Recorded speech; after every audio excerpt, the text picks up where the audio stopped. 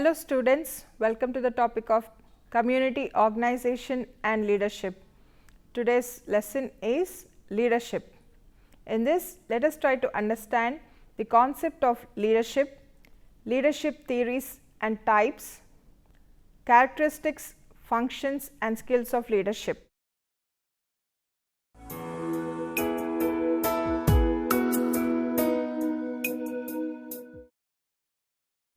Leading a team or group is a real skill that takes time, thought and dedication. At times, it may seem overwhelmingly complex, but by focusing on some fundamentals, it is possible to lead the team with confidence and skill. What is the meaning of leadership?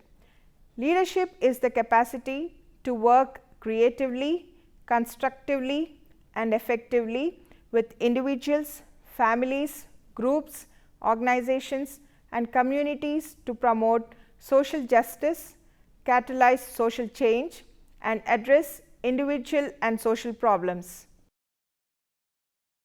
Leaders accomplish this by inspiring vision, offering direction and supporting individual and collective action in order to obtain valued results. Concept of leadership. Leadership involves establishing a clear vision, sharing that vision with others so that they will follow willingly, providing the information, knowledge and methods to realize that vision, coordinating and balancing the conflicting interests of all members and stakeholders.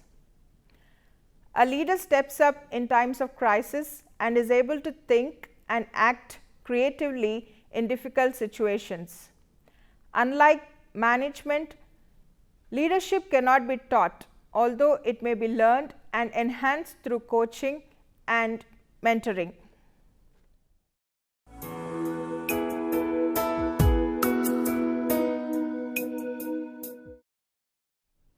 First, traditional leadership theory. Traditional leadership theories are those which were originally formulated in 1960s or earlier. These focus on the relationship between the leader and his or her subordinates in terms of predicting outcomes such as performance. Next is trait approach. It emphasizes the personal characteristics of the leader from non-leader. They are based on the premise that leaders are born, not made. That is, the leadership is largely innate rather than being developed through learning. Next, leadership style approach.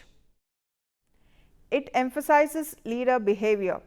In this theory, leadership recognized that leaders might be described in terms of what they actually do, their behavioral style, rather than just the traits that they possess. The underlying distinction in the behavioral style approach is between two different styles of leadership: task orientation and relationship orientation. Task orientation is where the leader is concerned with task related activities such as allocating tasks and setting deadlines. Example, autocratic leadership. Next, relationship orientation.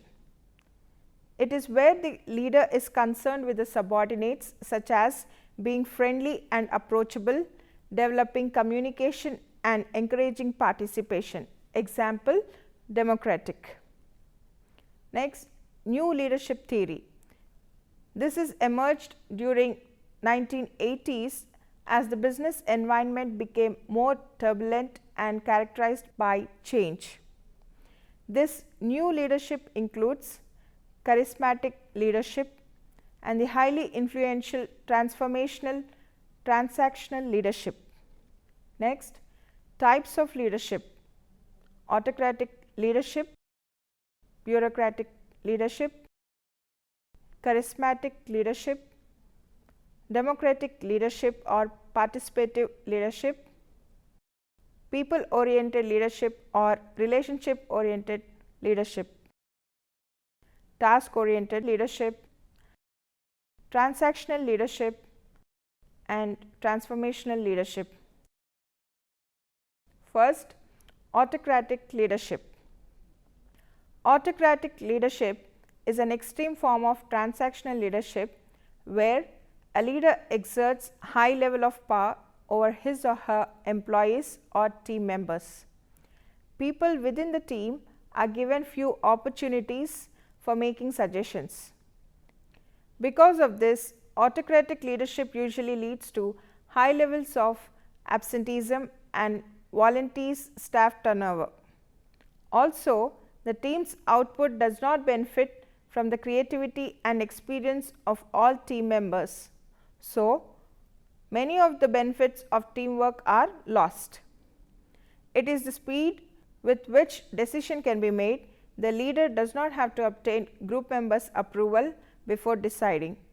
It helps to develop a good discipline. All are accountable to the leader. Members in the organization are undervalued. Autocrat leader does have negative impact upon group morale. Hitler can be considered as autocratic leader. Next is bureaucratic leadership. Bureaucratic leaders work by the rule, ensuring that their staff follow procedures exactly. This is a very appropriate style for working involving serious safety risks such as working with machinery or with toxic substances, or where large sums of money are involved such as cash handling.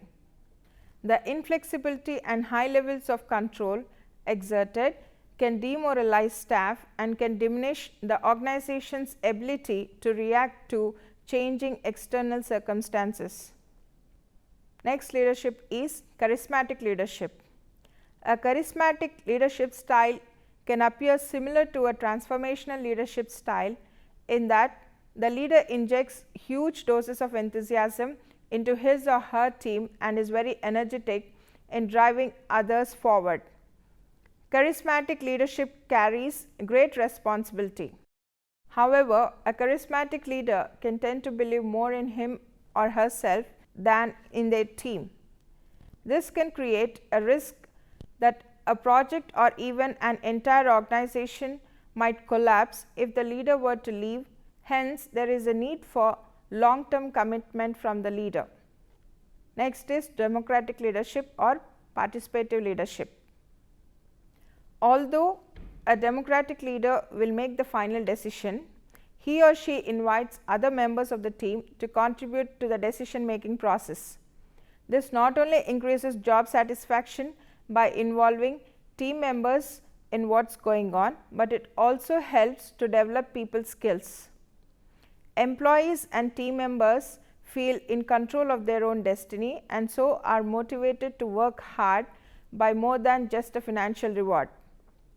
As participation takes time, this style can lead to things happening more slowly than an autocratic approach, but often the end result is better. It can be more suitable where team working is essential and quality is more important than speed to market or productivity. It often enhances morale of the team. It increases acceptance of management ideas. It increases cooperation between leader and team members.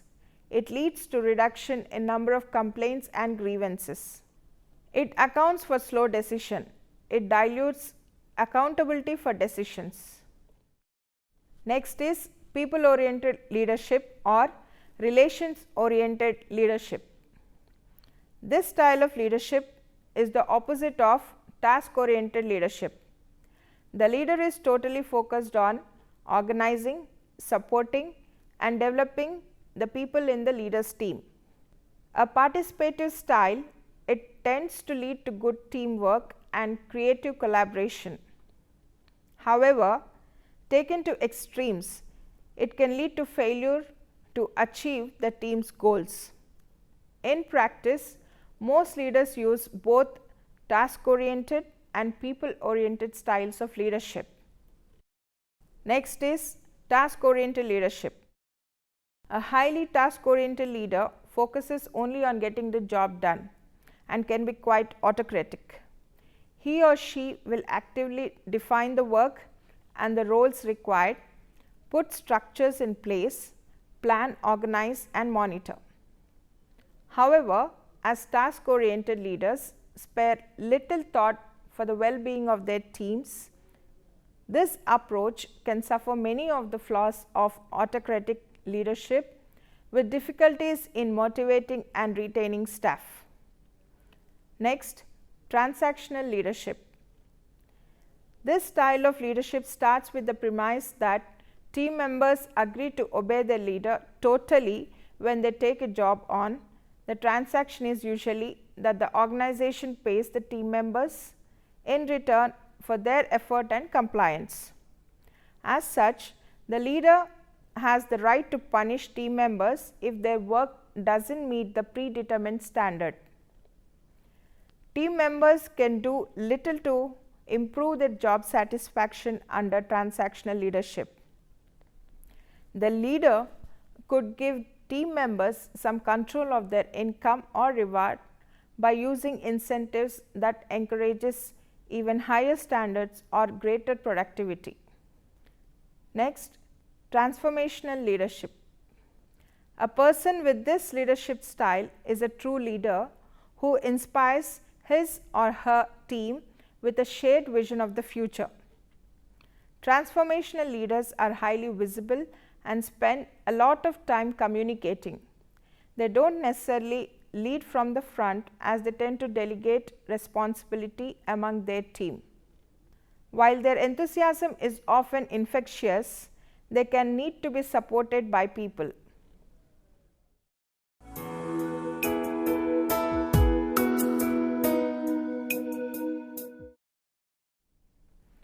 First, characteristics of leadership. Traits of a good leader are common across geographical regions. Community leadership is unique in its approach and goals. In addition to traits of superior leadership in any discipline, such as integrity and responsibility, here are 10 characteristics that are particular to become excellent community leaders. First, maximize individual strengths. Community leaders often work with volunteers. They may be elected by members of the community, assigned to work with a group, or they simply step forward and want to help. In any case, community leaders rarely have the luxury of choosing who they work with. The job involves being able to identify the strengths and interests of each person in the community and maximize those talents and skills in a way that keeps them engaged in the work. The leaders need to feel that they are making a meaningful contribution to the community and the work. Second is, balance the needs of your leadership group. Some individuals may have a strong need for control. Others may have a deep need to be appreciated for their time and service. As a community leader, the job is to balance everyone's needs as well as keep focused on the work that need to be done for the group to move forward. Third, work as a team. Community leadership means that one person does not do it all. An efficient leader will take a task away from someone who is not completing their work in a timely manner. An effective leader will ensure that the person gets the support they need to complete the task. Effectiveness often takes more time than efficiency. Community leadership is about building relationships and working together, being patient with one another and supporting one another builds capacity and relationships. Next characteristic is mobilize others. Mobilizing others is not about telling them what to do or dictating how things need to get done. It is about finding a balance between what needs to be done, who can do it, who is willing and has time to do it, assigning the work and then showing appreciation for others' efforts. Learning to have some fun while you work together is also an important aspect of mobilizing and motivating others. Next characteristic is pitch in. In a community, leading by example is often the most effective way. Next characteristic, practice stewardship. Stewardship means working together to protect, preserve and take care of the community. This involves renewing, repairing, rebuilding and constantly reviewing the physical community to ensure that it is healthy, strong and well maintained. Next, be accountable to the community. Community leadership is not just about policies, processes or procedures. More than anything, it is about people. The leadership team has to focus on why they are doing, what they are doing and why they are really making decisions. Next characteristic is think forward. Being a community leader means not only thinking for today or for tomorrow, but being able to make wise decisions that will still benefit the residents long after the current leadership team is gone. Next, recruit and mentor new leaders. Planning for the future is an important aspect of community leadership. Having a healthy base of volunteers and having individuals ready to take on new positions are indicators of a healthy community. Community leadership work means building a succession plan to keep the community strong as it moves forward into the future. And the last characteristic is walk beside, don't lead from above. Community leadership is about developing every person's capacity for leadership, starting with self-leadership and self-responsibility. There are no special privileges that put community leaders above others who live in the community. Every member of the community has responsibilities and rights. Community leaders walk beside others and listen to them. Next, functions of leadership. First, to act as a representative. Leader is the link between community and others, that is government or other agencies, etc. He has to communicate the problems and difficulties of the community. Next, to develop team spirit. One of the core functions of the leader is that to create a team spirit in between the members of the community. They should act as a team rather than performing as individuals. It is his responsibility to create a pleasant atmosphere, keeping in view the needs, potential abilities and competencies. Next, to act as a counselor. When the community faces problems, the leader has to guide and advise them. There may be situations which are out of control. In that situation, leader must stand behind them to encourage and support and find a solution for the problem. Next, proper use of power. Leader must be careful while exercising his power or authority.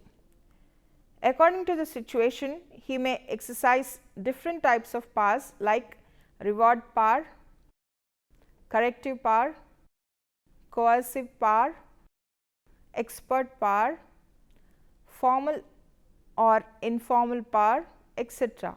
for the positive response. Make sure that while using the power, the response from the community should not yield a negative response to the group work. Leader must analyze the situation before exercising his power. Next, time management. Leader must ensure the timely completion of the work while ensuring the quality and efficiency of the work. The timely completion of the individual tasks will ensure the completion of the group work. Leader should monitor and ensure the individual tasks at different stages that are accomplished as per the plan. Next, secure effectiveness of group effort. To get the maximum contribution towards the achievement of objectives, the leader must delegate authority, ensure the availability of the adequate resources, provide for a reward system to improve the efficiency of capable workmen, invite participation of those in decision making, and communicate necessary information to the community.